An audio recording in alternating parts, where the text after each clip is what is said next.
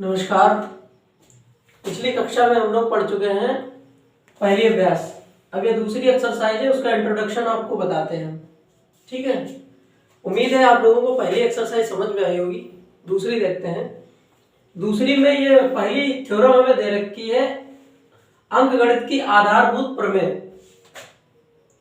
Fundamental theorem of arithmetic. इसका क्या मतलब होता है?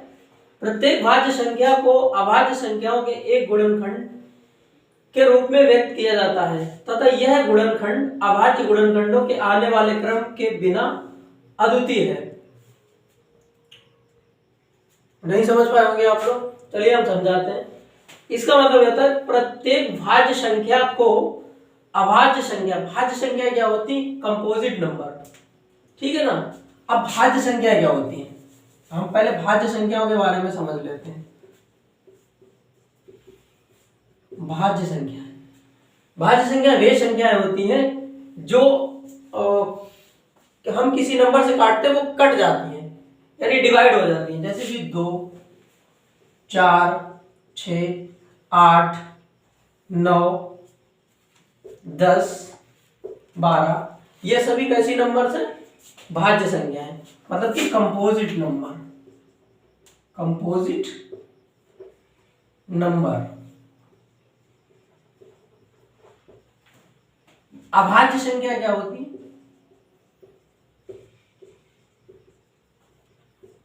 अभाज्य संख्या क्या होती है? इनको कहते हैं प्राइम नंबर। क्या कहते हैं? Prime number. प्राइम नंबर वे नंबर होते हैं जो या तो खुद कटते हैं स्वयं से या 1 से कटते हैं। मतलब प्राइम नंबर किसी के डिजिट में नहीं आते, किसी के टेबल में नहीं आते। जैसे कि 1, 2, 3, 5, 7 के बाद 11, 13 के बाद 17, ठीक है ना, डेट 19 हो गया। बहुत सारे नंबर्स होंगे, ठीक है। ये नंबर्स जो हैं किसी के टेबल में नहीं आते, या तो ये 1 से कटेंगे या फिर स्वयं से, ठीक है। इन्हें हम कहते हैं प्राइम नंबर, मतलब कि अभाज्य संख्या है। तो कहने का मतलब एक प्रत्येक भाज्य संख्या को अभाज्य संख्याओं के एक गुणनफल के रूप में व्यक्त किया जा सकता है तथा एक गुणनखंड अभाज्य गुणनखंडों के आने वाले क्रम के बिना अद्वितीय होगा। अद्वितीय का मतलब क्या होता है? अद्वितीय का मतलब होता है यूनिक, मतलब इसको इंग्लिश में कहते हैं यूनिक, ठीक है। अद्वितीय, अद्वितीय का मतलब सबसे अलग। जैसे कि हम किसी नंबर को काटते हैं, जैसे कि हमारे पास 2 दे रखा है, अद्वितीय है। 3 अद्वितीय है। 5 मतलब कि अलग नंबर, किसी का फैक्टर हो उससे अलग हो। जैसे कि हम इसको इसी को करते हैं। इस एग्जाम्पल के थ्रू आपको समझ आते हैं। हमने 510 नंबर लिया, तो हम पहले छोटे नंबर से काटने की कोशिश करेंगे। 2 से देखते हैं इसको। 2 दूनी 4, 2 पंजे 10, 2 पंजे 10। अब तो ये 2 से जाएगा नहीं। 3 से देखते हैं करके। 3 अट्ठे 24, 3 पंजे 15। अब ये 5 से मतलब 3 से भी नहीं जाएगा। 5 से देखते हैं करके। 5 1 5, 5 7 35। अब ये प्राइम नंबर हो गया 17। 17 1 17। 510 के क्या क्या फैक्टर आएंगे? 2, 3, 5 और 17। कहने का मतलब यह है कि 2 एक यूनिक नंबर में, 3 एक यूनिक नंबर है, 15 भी एक यूनिक नंबर है, 17 भी एक यूनिक नंबर, अलग नंबर है सबसे। तो अब हम क्या करेंगे कि जो हमें दे रखा है इसको, जैसे मान लीजिए किसी बच्चे का अलग अलग क्रम से, किसी का ऐसे भी आ सकता है 3, 2, 5, 17, या किसी का आ सकता है हम कह सकते हैं, यहां पे लिख दें 2, 3, 17, फिर 5 आ सकता है। तो कहने का मतलब ये हुआ कि इसका क्रम इधर से उधर हो सकता है, लेकिन जो इनके नंबर, जो फैक्टर होंगे वो यही रहेंगे। किसी का क्रम इधर उधर हो सकता है, लेकिन इनके जो फैक्टर हैं वो हमारे यही रहेंगे। तो ये हमारी फंडामेंटल जो थ्योरम है अरिथमेटिक की, वो यही दर्शाती है कि उसके नंबर यूनिक होंगे और उसके फैक्टर वही रहेंगे। ठीक है, चलिए आगे देखते हैं, दूसरे एग्जाम्पल से आपको समझाते हैं।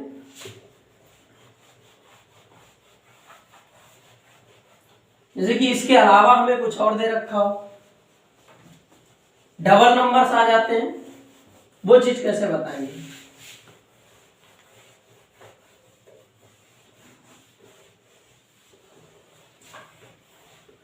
कोई नंबर ले लेते हैं हम, मान लीजिए हमने ले लिया 96, 96 ले लिया, 2 से डिवाइड करो इसे,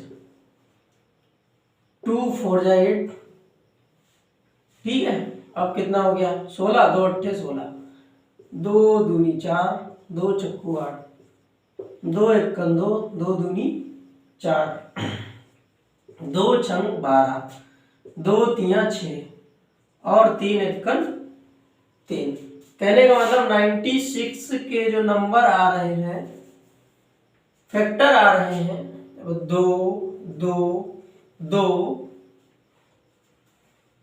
2 2 और 3, कितनी बार आया 2, 1 2 3 4 5, 1 2 3 4 5। तो हम इसको ऐसे लिख सकते हैं 2 की पावर 5 इंटू 3, ठीक है। और फंडामेंटल थ्योरम का एक ये भी नियम होता है कि हम जब लिखते हैं इसके नंबर्स को, वो असेंडिंग ऑर्डर में लिखते हैं।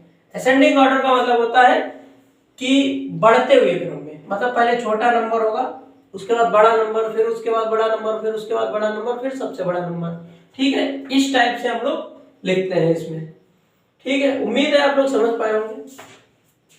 एक आध एग्जाम्पल और समझा देते हैं। जैसे मान लीजिए दे रखा हो 13 पंचायत,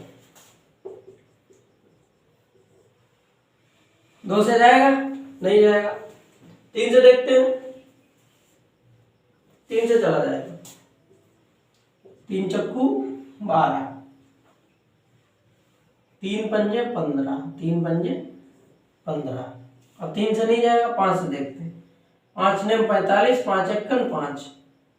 आगे देखते हैं, 5 से नहीं जाएगा, 7 1 7, 7 तिया 21, 13 1, हाँ ठीक है। इसके जो फैक्टर्स होंगे वो 3 5 7 और 13, ठीक है। तो ये इसके फैक्टर हो गए। तो इसको भी हम लोग लिखा है तो असेंडिंग ऑर्डर में लिखा है, यानी पहले 3 5 7 और 13, ठीक है। यही क्रम हम सब में लिखेंगे, ठीक है। उम्मीद है आप लोग समझ पाए होंगे। अब हम लोग एक्सरसाइज करते हैं, इसको रफ कर देते हैं।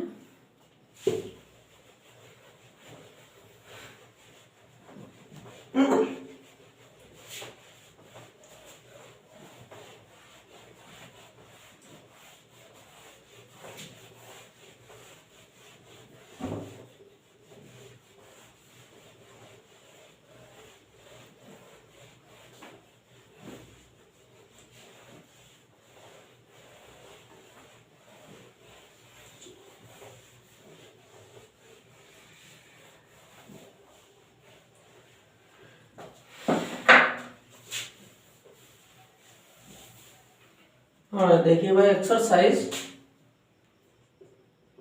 1.2 पहला क्वेश्चन है इसका, और इसका पहला पार्ट है 140।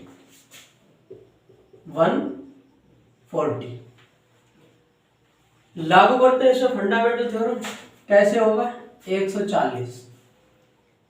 सबसे पहले छोटे नंबर से काटते हैं, 2 7 14,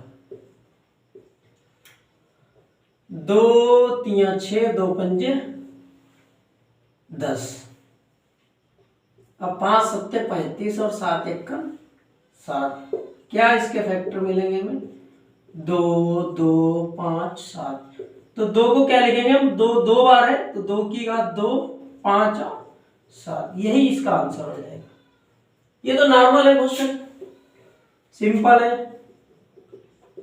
सेकंड क्वेश्चन 156, इसको करते हैं, 2 से करते हैं, 2 7 14, 2 8 16, दो तिया 6, 2 ने 18, 3 एकन 3, 3 तिया 9, 13 एकन 156। क्या होंगे इसके गुणनखंड? 2, 2, 3 और 13। इसको 2 की घात 2 ऐसे लिख सकते हैं। ठीक है, थर्ड वाला देखते हैं। ये स्क्रीनशॉट ले लीजिए या इसको नोट कर लीजिए। अगला क्वेश्चन देखते हैं।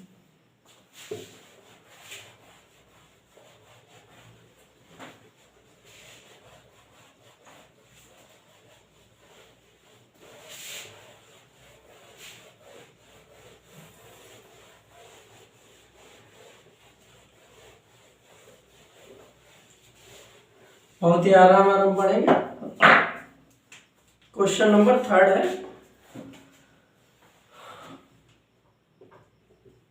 38, 25, 3825। काट के देखते हैं इसको, पहले हम इसके फैक्टर करेंगे 3 से। 2 से तो होगा नहीं, 3 से देखते हैं। 3 1 जा 3, 3 2 जा 6। हाँ हो गया, 3 से हो गया। फिर 3 से देखते हैं। 3 चौको 12, 3 दूनी 6, 3 पंजे 15। अब देखते हैं 3 से, नहीं होगा। 5 से देखते हैं। 5 अट्ठे 40, 5 पंजे 25। फिर 5 से देखते हैं। 5 एकन 5 और 5 सत्ते 35, 17 पंजे 85। तो इसके जो 3825 है, इसके फैक्टर हमें मिले 3 इंटू 3, 5 इंटू 5 इंटू 17, यानी 3 की पावर 2, 5 की पावर 2 और इंटू क्या मिल गया 17। यही इसका आंसर हो गया। ठीक है, नेक्स्ट क्वेश्चन देखते हैं, फोर्थ। पहले का फोर्थ पार्ट है, ये दे रखा है हमें 7429।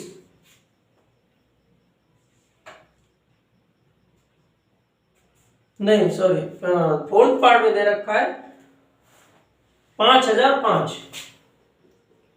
5005 किससे करते हैं? 3 से होगा नहीं, 2 से होगा नहीं, 5 से ही करते हैं सीधे। 5 एकन 5 और 5 एकन 5। 5 से भी नहीं होगा तो ये देखते हैं हम लोग 7 से करके। 7 एकन 7, 30 हो गया। 30 हो जाएगा। 7 चौक 28, 7 3 के 7 से हो जाएगा। 7 एकन 7, 7 एकन 7, कितना बचा? 3, 30 हो गया। 7 चौक 28, 7 तिया 21। ठीक है, 7 से चला गया, 7 से अब जाएगा नहीं। 9 से भी नहीं जाएगा, जब 3 से नहीं गया तो 9 से भी नहीं जाएगा। 11 से देखते करके। 11 एकन 11, 11 तिया 33, 11 से हो गया 13। मतलब 5005 के जो फैक्टर हमें मिले हैं वो कितने मिले हैं? 5 इंटू 7 इंटू 11 इंटू 13। ठीक है, यही इसका आंसर हो गया। लास्ट क्वेश्चन है फर्स्ट का 7429। इसको मिटा देते हैं, फिर करते हैं।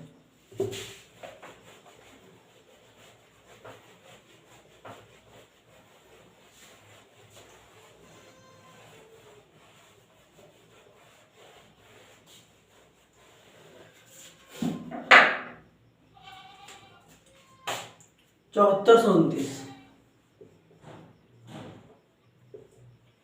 फिफ्थ पार्ट है, फर्स्ट का, पहले का फिफ्थ पार्ट।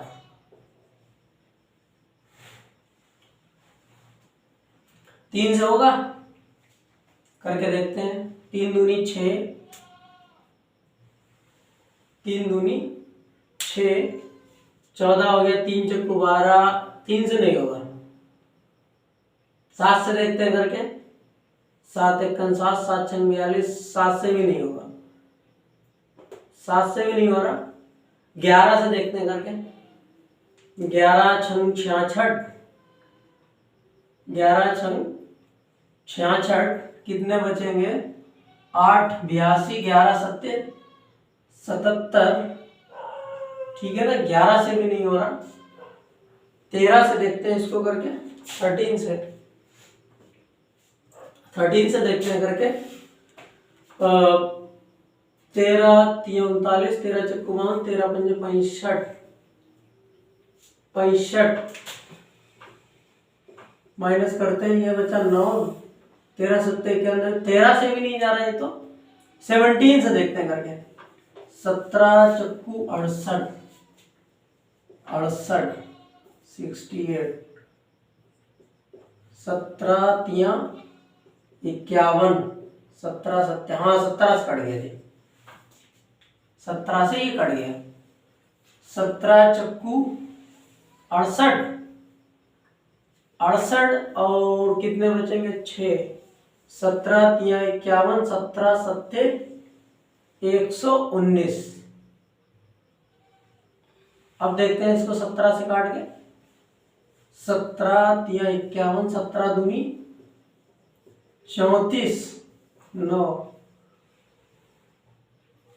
17 से अभी नहीं कटेगा। अब हम लोग किसको काटते हैं, 17 के बाद प्राइम नंबर क्या आता है 19, 19 से देखते हैं काट के, हो सकता है 19 से कट जाए। 19 दूनी 38, हाँ ये 19 से हो गया भाई, 19 दूनी 38, 19 तिया 57, अब ये 23 एकम 23 हो गया। मतलब 74 29 के जो नंबर्स मिले हैं हमें, फैक्टर्स मिले हैं, 17 19 और 23 मिले हैं। ठीक है, उम्मीद है आप लोग पहला क्वेश्चन समझ गए होंगे, फंडामेंटल थ्योरम भी समझ गए होंगे। ठीक है, अब आज के लिए इसमें इतना ही रखते हैं, धन्यवाद।